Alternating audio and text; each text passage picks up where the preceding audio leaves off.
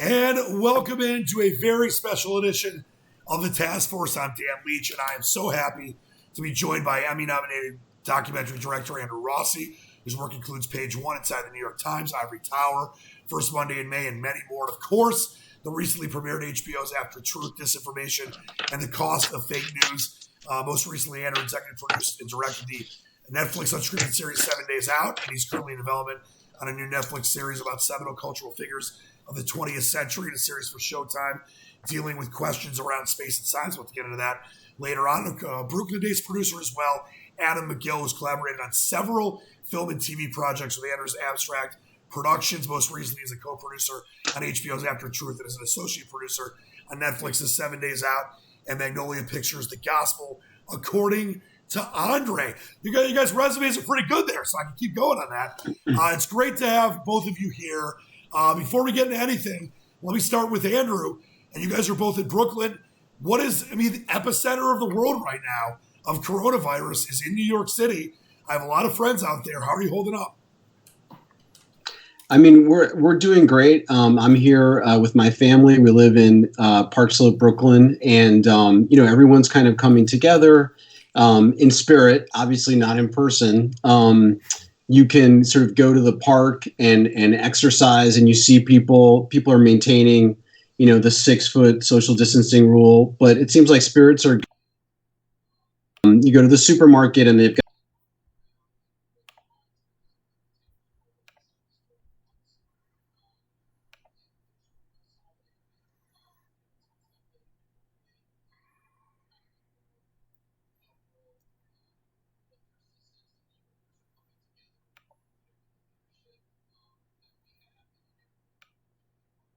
Yeah, no, I think that's beautifully said. I think that's one of the great hopes for all of us, that even in the most hardest areas, and the whole country's going to get hit hard, that we all kind of come together. Adam, what has it been for you? And I know you guys are both in Brooklyn. It's by now, and I think similarly, you can just see it on the street. People keeping their distance. More than anything else, you don't see it. People staying inside, and I think everyone's just trying to do their part. So it is there is some light in this really dark time, but every day is sort of a new update, new information. But so far so good. We all got to just hang in there and be there for each other, but also listen to the right people, which of course is one of the great reasons I wanted to have you guys on tonight. Andrew, you've done a lot of great work. You're Emmy nominated. Adam, you have as well. But what got you involved? What made you want to do this project? And before we get into anything else, I have to say what an incredible job you both did. Your whole team did. I know Brian Stetler from CNN executive produced it. I love watching a documentary or anything when my jaw drops. And throughout that whole documentary, it not only made me think, but my jaw was dropping for good reasons and bad reasons. What was the reason you chose this project? Absolutely. Well, this project came to us from HBO. I've worked with Brian Stelter before on the film Page One, inside the New York Times, which is actually about disruption in the newspaper industry as tracked by the New York Times media desk. In that film, I was following David Carr, who was the Media Equation columnist, and he had a really interesting take on the disruption of 2010, the first wave of digital sources competing with brick and mortar newspapers, analog reporting. And he was really a kind of unusual voice for that, because we think of the New York Times as this invincible institution, right, and David as a former drug addict and somebody who had sort of reinvented himself, had an interesting voice to capture that moment. So I think when Brian Stelter and HBO came to me saying they wanted to do something about the problem of fake news, which of course now that term it has changed a lot and it doesn't really mean anything. It's become politicized. But this idea of disinformation and the importance of quality journalism in a landscape where information is so diluted by propaganda and lies. I think we all came together, Brian, Adam, and the executives at HBO, and we thought about what is a way to tell this story that kind of pierces through the noise, the politics, and also is riveting, is emotional, and can get people out of their sort of tribal silos and really engaged in the truth. So that's why we set out to tell a bunch of case studies that each have villains and victims and conflict that is engaging. And hopefully that's what we put together in After Truth. I mean, obviously, that's just my opinion. It's so many people's opinion. You absolutely did. And it was so well done with the way you kind of would jump from one thing to the next and really kind of put a light on just how crazy things have gotten, but also where it comes from. You got to know where the root of problems are as well. Adam, when it comes to this project and being a producer on something like this, to work with Andrew and your guys' team, to do the job you did, the great job you did, to put this all together and do the research and find the people to talk to. And we'll get into Jacob Wall and Jack Berkman in a second. But to put all that together, what was this like for you to work on it? I mean, I think it was an incredible honor to work with Andrew. I mean, he is, first one of the premier documentary filmmakers, and the way he found the sort of humanity in this story, I think, was completely inspiring and was a fantastic guiding light to sort of getting to the heart of this problem. And I think part of it too is we also had a process of talking to sort of experts in the field of the sort of more academic side of disinformation research, and sort of establishing that sort of knowledge base then helped us kind of go out and look for stories where these really complex interactions of our media landscape were kind of happening either in real time or had happened and hadn't been fully explored. So I think that was sort of the angle we were taking into this, is looking for the sort of human sides of these stories, but also seeing the film almost as, in some ways, an educational tool to really unpack what's happening in our information space. No, I think it's well put. I mean, and it really is. As let's get into this. And you open up this documentary with Jack Berkman, I mentioned, noted, as I love, referred to as a huckster, conservative political operator, and as the New York Times put it, an unashamed fake out artist. And he talked and asked the question, what is truth? If you study philosophy, there's no reality, only perception. Andrew, when you look at where we're at, and I want to relate this to the coronavirus and where we're at right now in that situation in a second, but we're in this period of time, and this goes way further back, as you guys pointed out, than Donald Trump in 2016. This with the advent of the internet and social media and conspiracy theory websites, people like Alex Jones, etc. This really seems like it's been a meatball gaining steam and rolling down the hill faster and faster. But it's not new. It's been around for a while, hasn't it? It definitely has, and meatball is one of the better analogies that I've heard. That's why I get paid the small bucks. We talk about like waterfalls and cascades of false information, and it's true. There have been tactics used by different foreign adversaries and indeed by the American government with in other engagements around the world to influence the information system of a country, of a given community, to change their behavior. And that's one of the things that we see happening in a sort of accelerated fashion with social media, that the ability to target people's human nature, their appetite for sensational stories, and to inject into the information stream false narratives that create hatred and anger and disgust for certain people and certain groups of people. That's become even more toxic with Twitter and Facebook and all these platforms that on some levels have lots of benefits, but in the case of fake stories are so easily exploited. And so we see that with Pizzagate, which is one of the first case studies that we look at, as well as the death of Seth Rich, the DNC staffer, and so many other cases in which people's animosities and their prejudices are really triggered. Yeah, I wanted to bring up Pizzagate here for a minute. You look at what James Alefantis, the owner of Comet Ping Pong in DC, that pizza shop, had to go through, and I think the way you just portrayed it and showed, it was tough to watch, but to know that started on websites like 4chan, and that they're trying to link people like Hillary Clinton and others with a child pornography ring, and just how that became a Twitter hashtag.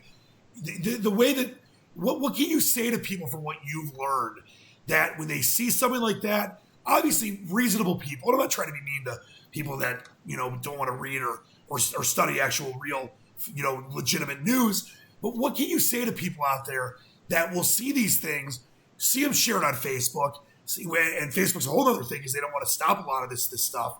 But what do you say to the people that see this stuff and don't get their news from legitimate sources?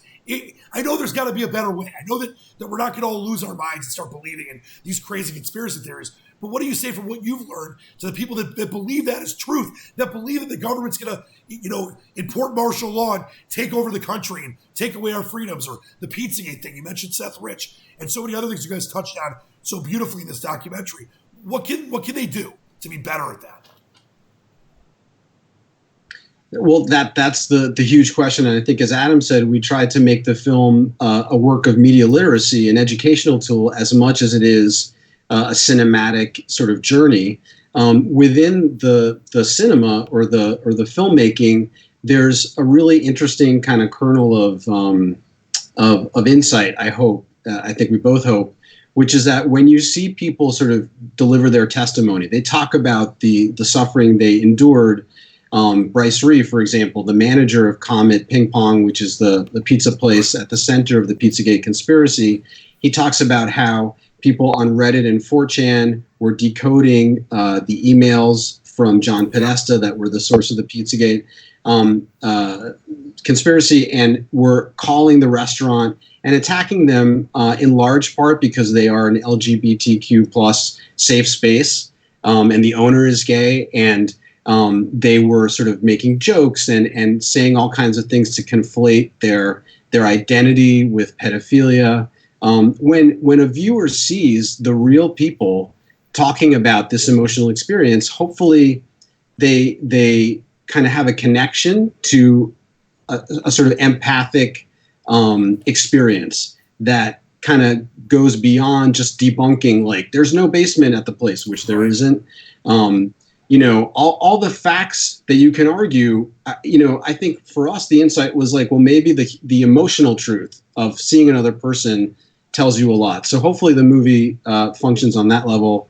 Adam, I don't know if you agree or... I think I definitely agree. And I think another way the movie functions, that aside from the sort of emotional component, one way it functions for me, and I really hope it sort of pierces through a lot of the noise we see, is just having an understanding of how these stories get to where they are, which I think is what we were trying to do in explaining something like what we call the propaganda pipeline, which is basically this way that you can literally follow how a story moves from a fringe place like 4chan or a Reddit post, and then makes it all the way up to the mainstream, to a place like Sean Hannity.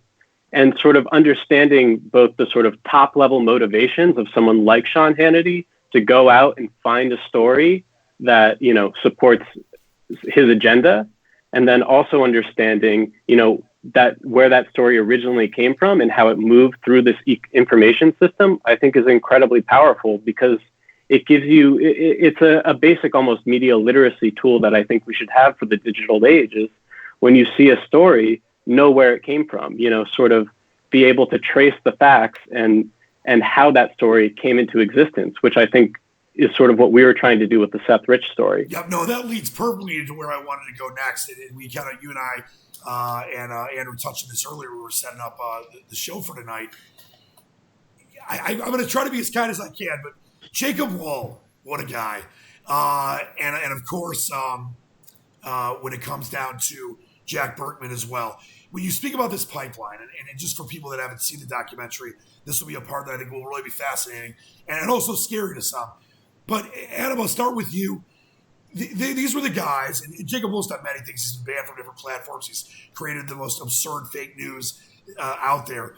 But with the Robert Mueller stuff, and I thought it was incredible the way that you guys were able to basically film them with them either not caring or not realizing how ridiculous they looked.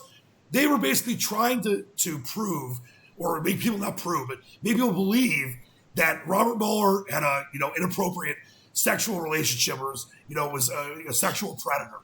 To see how this stuff, as you mentioned, in this propaganda pipeline, they held this press conference. Some legit media members showed up. Did they know how silly they looked as you guys went through this, Adam? I don't think that's someone above my pay grade would know the answer to that question.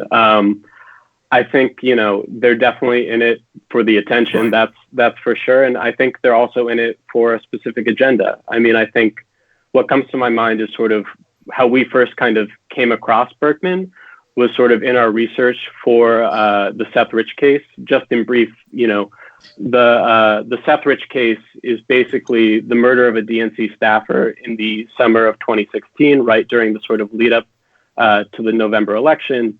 And also, it was right before the leak. It was the murder of a young DNC staffer right before the leak of the DNC emails.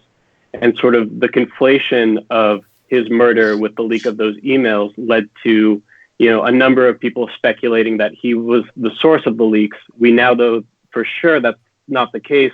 We have several pieces of proof, from our, from the FBI and the Mueller investigation confirming that it was in fact Russia who leaked these emails, not Seth Rich. And so Jack Berkman was one of these people who was, planting the seeds of these sorts of conspiracies about Seth Rich and casting doubt upon the official narrative, basically to discredit the whole Russia investigation. So when we sort of saw him kind of pop back up, along with this attempt to sort of smear Robert Mueller, I think, we had an idea that this was not what it was appearing to be, which is a credible allegation. Yeah, and Andrew, when you look at that situation, obviously you touched on Alex Jones and other conspiracy theorists, and the one thing that was really stark to me, and I think that people have known this for a while, is the insane power and kind of submission they have over certain people. To see how one thing, and you mentioned this earlier, Adam, too, about how the propaganda pipeline, it gets up to hand, it gets up to whoever it is on a major news station. But to see how a story could start with Jacob Wohl and Berkman that's completely nonsense, and then be spewed through Alex Jones and get to Hannity, whoever it is, and then start being shared on Facebook. It really is scary, the power that some of these people have. And that's why I think it's unbelievably important, not just because of what you focused on this documentary, After Truth, but why in this day and age we have to be better about where we find news from and where it comes from. Yeah, that's absolutely right. I mean, the whole objective of these propagandists is to get a story to percolate its way up to a mainstream media source like the Hannity Show, which, as Adam Goldman says in the film, is basically a surrogate for Donald Trump. It's like the Trump network, and it captures like such a huge part of the American viewership, as we know. I mean, I think going back to the Berkman and Wall example, again, as Goldman says in the film, they're trying to throw shit on the wall to see what will stick.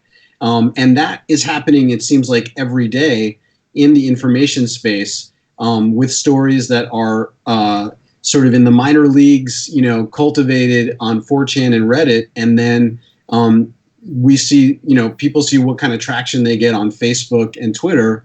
And then that also makes its way with, Russian trolls and with people like Jack Berkman and Jacob Wohl fueling them. And again, the thing that the Mueller press conference has in common with Pizzagate and some of the other stories is that it's playing on controversial culture war topics. So in the case of Robert Mueller, they're claiming that he assaulted a woman, raped someone. And they believe that this is going to engage the mainstream media because they have to cover something that falls within the same Me Too category that they would investigate any other suspect. So it's this really insidious exploitation of people's prejudices and these hot button topics, all in the effort to smear people and spread lies. No, it's incredible, and I can't whether they knew or not, or just that unabashed and don't care how silly they look or stupid they look, the way you guys were able to kind of just let that kind of play itself out. It's a great lesson in how this stuff happens, but also how some people out there simply don't care if they make up a story, try to smear someone. A guy like Robert Miller. Robert Miller is a career statesman and a guy that just wanted to serve the public good. It's amazing and how scary, though, at the same time, that stuff is out there. So I think the way you guys showcase that in the documentary, it's brilliant. People that watch this, you need to watch it.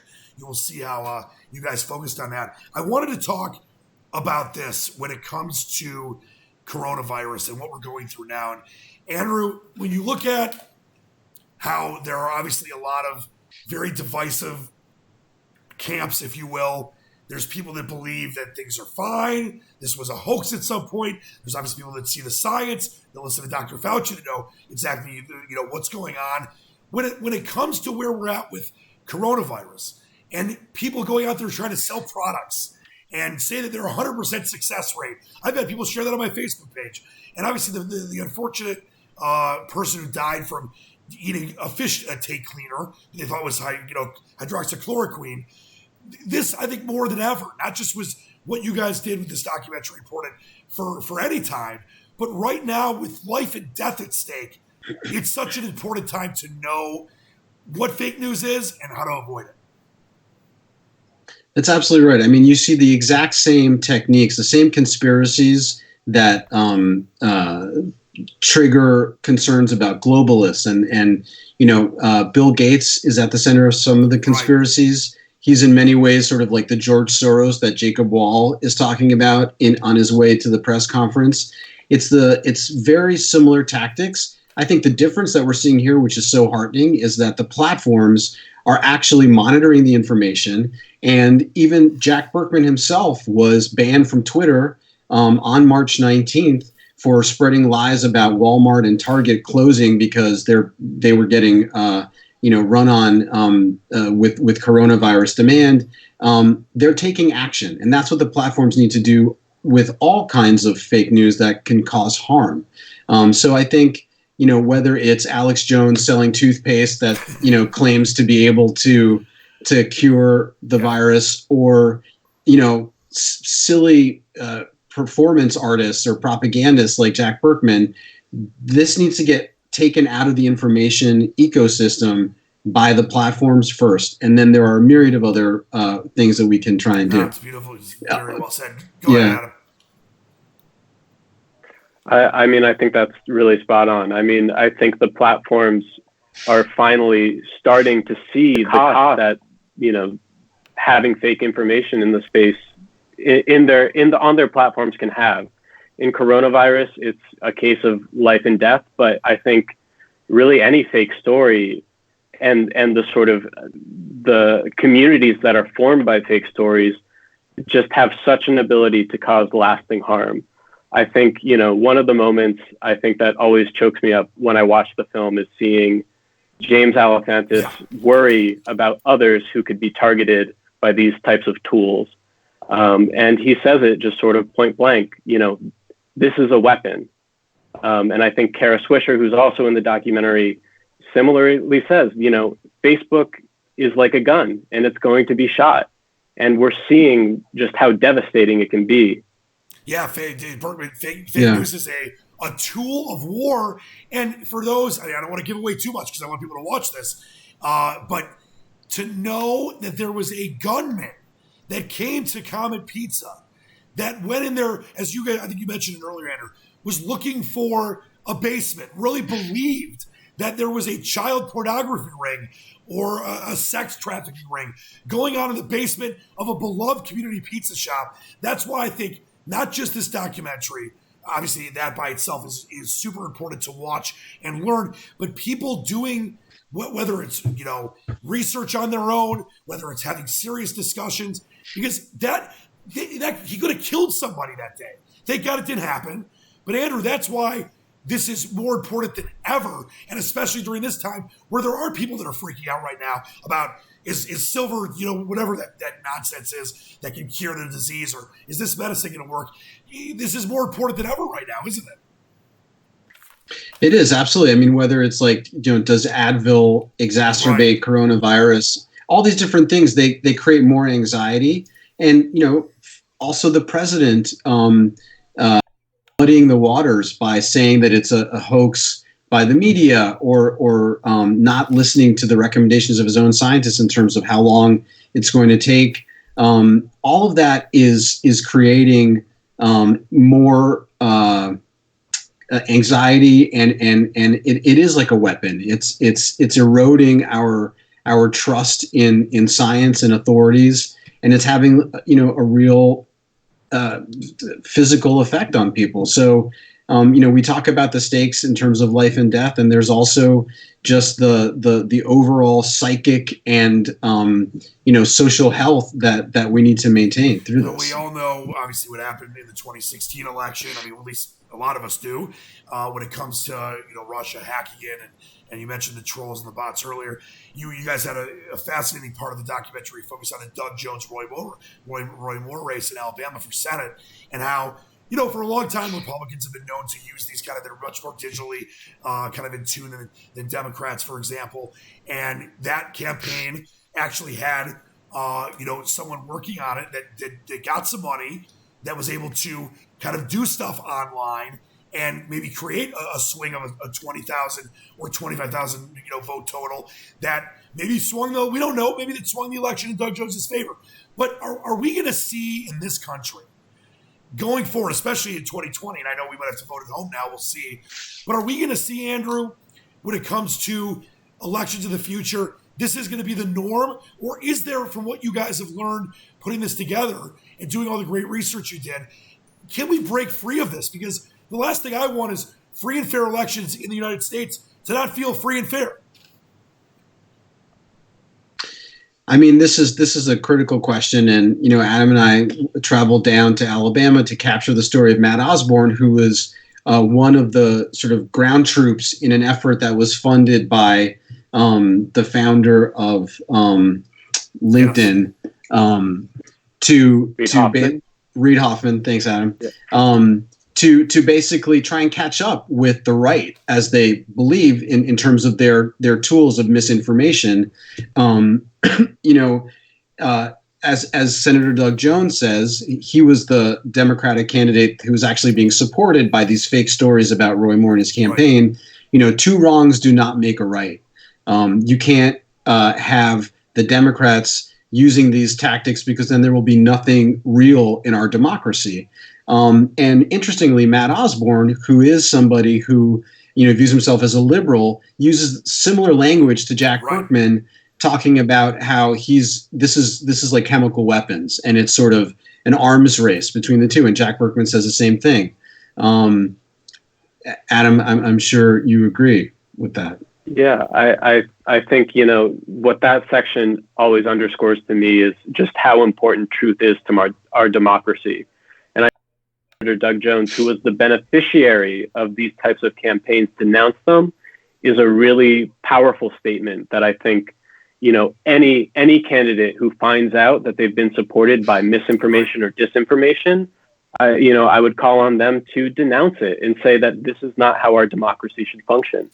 Truth is so at the core of democracy. It's the essential ingredient in having us make informed decisions about where our country is going. And to have these people who are looking at this as a zero-sum game of, one-upping each other, at the end of it, what are you left with? Right. It's going to be sort of like a scorched battlefield, and who is that good for? Who does that help? I'll bring up one of my favorite Albert Einstein quotes. My dad talked to me as a young kid. He said, Einstein talked about World War III. He's like, yeah, they'll fight World War III with nuclear weapons, but World War IV, we fought with sticks and stones. If we keep this going, and it's like, and that's why I think it's very important, you guys both brought this up, that two wrongs like Doug Jones don't make a right, and you can't allow these people that are spreading fake information to support these candidacies and these campaigns. It'll be World War IV. There won't be anything left. It'll all be, no one will be able to believe in anything, and we'll become Russia, we'll become North Korea, where it won't be a free and fair election. It'll be all disinformation. And Andrew, I think that's why not only is that so important to focus on right now, but it's got to be where the adults have to step up in the room, don't they? And whether it's the candidate, whether it's a CEO, whether it's Facebook, whoever it is, they've got to do that because other people won't. Absolutely. I mean, the film ends with James Alefantis, the owner of Comet Pizza, saying that if you can break bread and sort of talk to somebody across the table at a meal and say, is that thing real? Is it not? That's one way to kind of penetrate the tribalism and the belief in lies. We're in a moment right now where unfortunately we cannot congregate. The community, the communal, the commons, right? The public square where we meet is becoming increasingly virtual. It's this kind of communication that we're having right now. So it's even more important that we establish this kind of mutual respect, this empathy, all of which emanates from a set of shared facts and truth, and value that. That's something that we pass on, through our value system, and we need to reinforce that. Yeah, and I think as you mentioned, when something that's so important right now is we are obviously in a divisive time, and my great hope is obviously we've kind of left this world into a self-quarantine, as you mentioned, virtual world for now. The world we come back to is going to be much different. And I'm not a guy that likes to use the word hate. I try to, always use love in my heart, as I know you both seem like you do. You can hate a candidate, I guess. You can hate the president. You can hate, Hillary Clinton, whoever. We can't hate the people that support them.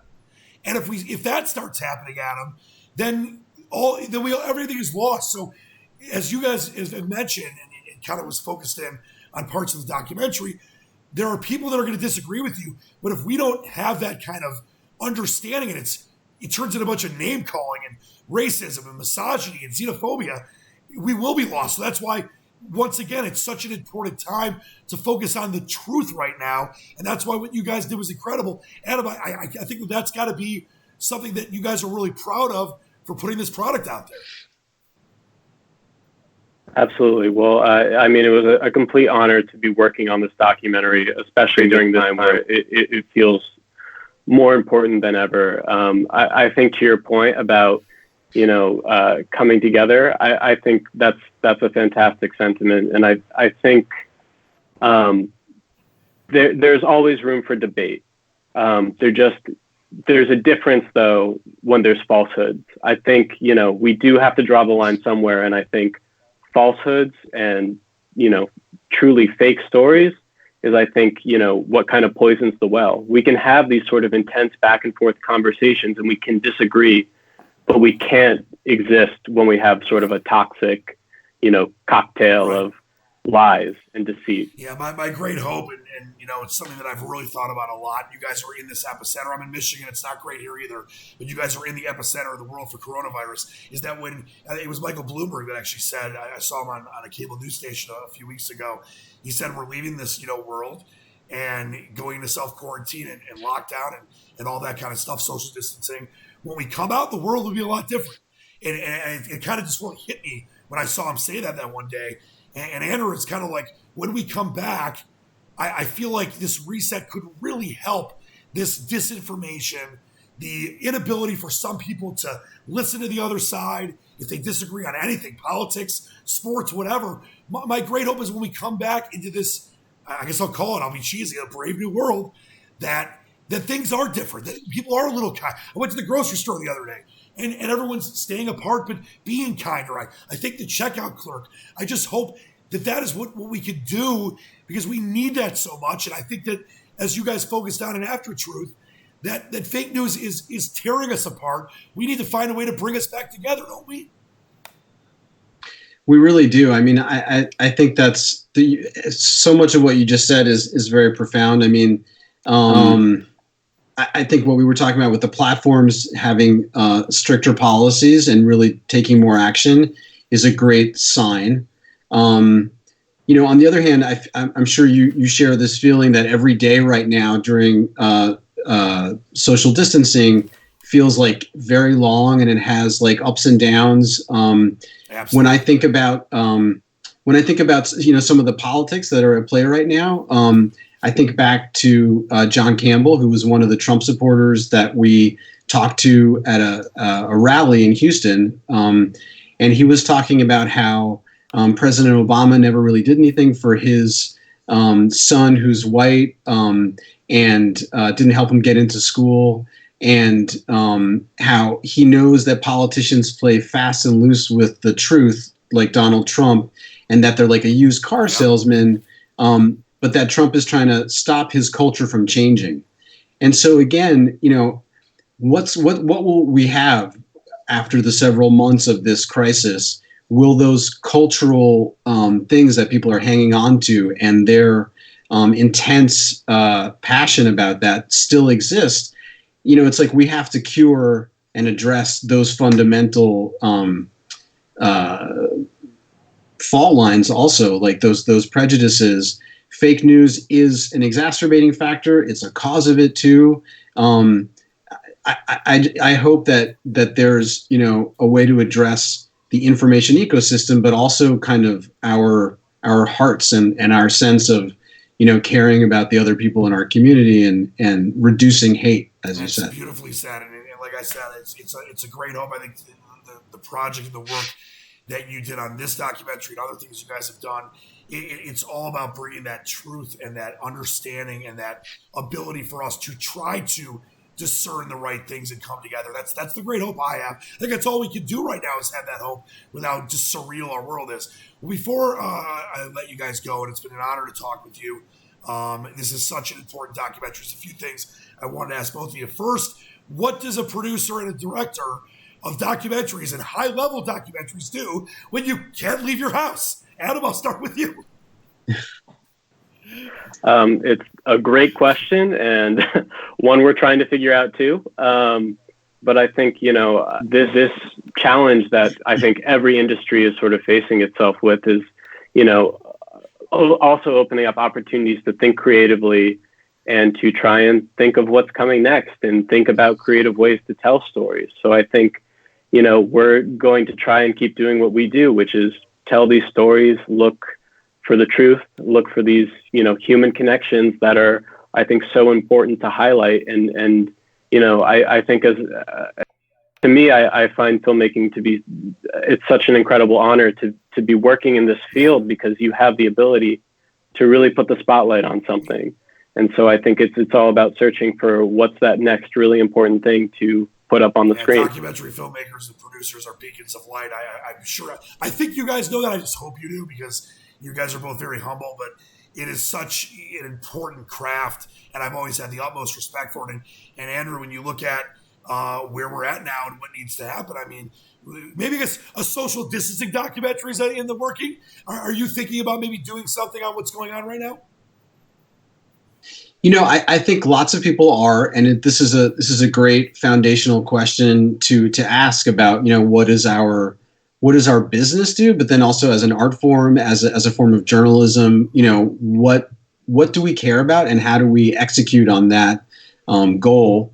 I personally became a documentary filmmaker after watching the films of folks like D.A. Pennebaker and Fred Wiseman, who went out and shot in observational cinema mode, which means you almost in an anthropological way go and sort of testify. Right. You are in the field. That's what I love to do. We work with great cinematographers. I also shoot myself. Adam shoots as well. We made a whole series for Netflix about events and capturing the very intense preparations that go into them. Being in the New York Times newsroom, being in a museum, seeing things come together. That's a great thing. There are also other ways to tell a story. You don't need to get access to some place. You don't need to be there in person. You can interview people on Zoom or Skype. You can assemble stuff from archive. There are unbelievable films that have been made on the basis of archives. And so I think, hopefully we're not in a place where we're never going to be able to go back into the field. But for the time being, there are things that can be done with technology and archive-based resources. That's absolutely, and I can see. It's like I remember when Katrina happened, or obviously 9/11. I saw because I've always loved and respected documentary films, and obviously and directors and producers like yourselves. I can see it, in the future. I can see them doing a documentary on that. I obviously see this period of time being such an important time for the great filmmakers like you guys. that can really kind of shine light on what we're going through, but the lessons we can learn from this. And I really look forward to seeing that kind of work for people like you guys in the future. What now? It's called After Truth, Disinformation and the Cost of Fake News. Andrew, obviously on HBO. Where can people get it if they don't have HBO? Can we get them a free passcode? Can they maybe get a coupon code to get a little free HBO? What's the way for people to see this? Because I can't stress this enough. It is such an important watch in such an important time right now. For sure. Well, it hasn't been officially announced yet, but we do believe that the film will be rebroadcast on CNN. Oh, that's great. Later. Yeah, so it will be available, and it's on demand. So we hope people see it. Well, and I think everyone needs to. Before we go, I want to give Adam a chance. Any final thoughts on why this is such an important? You don't need to pump your own work up. It's incredible. It's critically acclaimed. But why this is such an important thing to watch, and especially the time we're in right now, Adam. I think I'll just leave it short and simple. I think the truth is important, and I think it's worth thinking about where you get your news from, especially right now. Could have said it better myself. Gentlemen, it's been an honor. I have such respect for what you guys do. It's such an important craft. It's so important during times like these, or obviously any time of a crisis or an important event. Keep up the great work. Please stay in touch. And I can't tell you how incredible of a job the work you did on After Truth was. I think everyone watching this, everyone that can see us or hear the sound of our voice needs to watch it. It's such an important watch right now during a very important time. I can't thank you guys enough for spending some time in the task force, and nothing but the best going forward. I want us to meet when things are safe at Adam's house and do a little electronic drumming jamming session if you guys are in. Thank you so much, Dan. Thank you so much. Absolute honor. After Truth, the Disinformation and Cost of Fake News, HBO right now, and of course, hopefully, as you mentioned, CNN. That'll do it for this special edition of the Task Force. An honor to be with you. Until next time, believe in the dream, be nice to each other, and always spread love, not hate.